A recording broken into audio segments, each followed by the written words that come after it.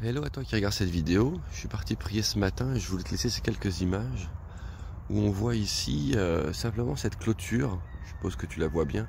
En tout cas, les vestiges d'une clôture.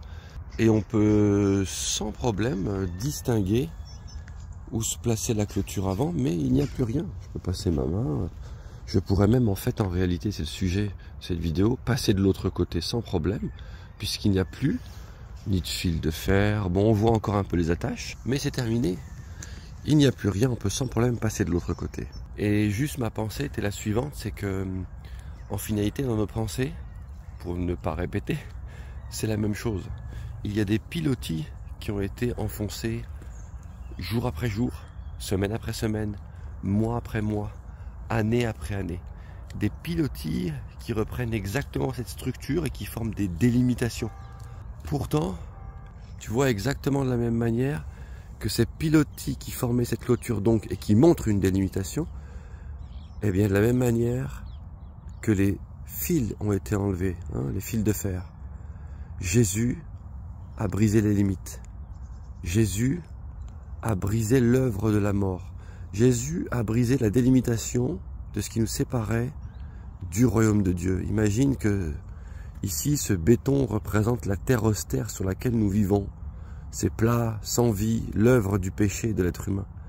Mais que de l'autre côté, tu sais qu'il y a la vie. Et bien de cette même manière-là, alors que une barrière légitime était en place, par l'œuvre de la croix, Jésus est venu enlever ces fils de fer. Et le problème, c'est que dans nos pensées, tu vois, dans nos pensées, cette clôture, alors qu'elle n'existe plus, enfin il n'y a plus de fil de fer, eh bien parce que les poteaux ils sont encore, eh bien naturellement, comme quand moi je marche sur le chemin, je marche le long de cette clôture, je ne vais pas m'amuser à aller marcher dans le champ. De la même manière, on respecte la route, on respecte la limite.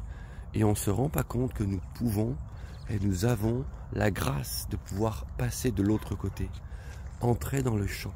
La parole de Dieu enseigne ceci, je te mettrai le verset en copier-coller en dessous. Approchez-vous de lui avec assurance, parce qu'il est Dieu et qu'il a ouvert le chemin.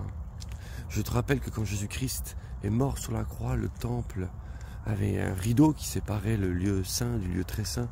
Ce rideau a été déchiré, comme si le cœur de Dieu disait « Ça suffit maintenant, je ne veux plus être séparé de vous. » La séparation n'est plus. Mais dans nos pensées, il y a encore des pilotis. Ces pilotis sont souvent intellectuels. Ces pilotis sont souvent, ces poteaux, mais le mot que tu veux, sont souvent des raisonnements. Et comme je le disais dans une dernière vidéo que je faisais, je te mettrai aussi le passage en dessous, nous sommes pourtant appelés à nous opposer aux forteresses de pensée et de raisonnement qui s'élèvent orgueilleusement. Et contre quoi est-il écrit? Contre la parole de Dieu. En tout cas, ces poteaux, voilà, sont des poteaux de raisonnement qui ont été implantés petit à petit, comme ces poteaux sont plantés petit à petit dans la terre, enfin, petit à petit d'un coup, mais ils y sont depuis si longtemps que notre réflexe est de continuer à marcher dans la vie selon les délimitations de clôtures qui n'en sont plus des clôtures. Mais on suit ces clôtures. Et c'est là que nous avons besoin d'être rafraîchis. Je te renvoie à Romains 12, versets 1 et 2, que je te remettrai encore en dessous si tu veux. On a besoin d'être rafraîchis et que nos pensées soient renouvelées.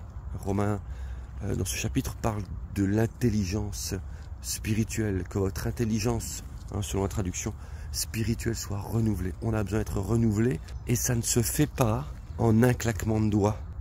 J'ai envie de dire malheureusement, en tout cas c'est pas agréable, mais pour être renouvelé dans la vie parfois, nous avons besoin de traverser des moments difficiles qui nous obligent à aller chercher l'autre côté. Et pourtant on a encore le choix, mais ces moments nous incitent en tout cas à aller chercher l'autre côté.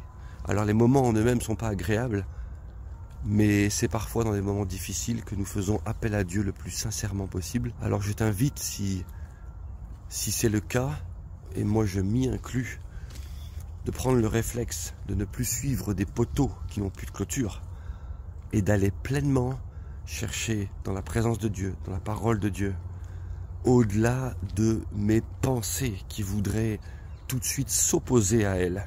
Aller chercher la bénédiction des enfants de Dieu. Je t'encourage, fais-le. C'est à portée de main. C'est à portée de ton cœur.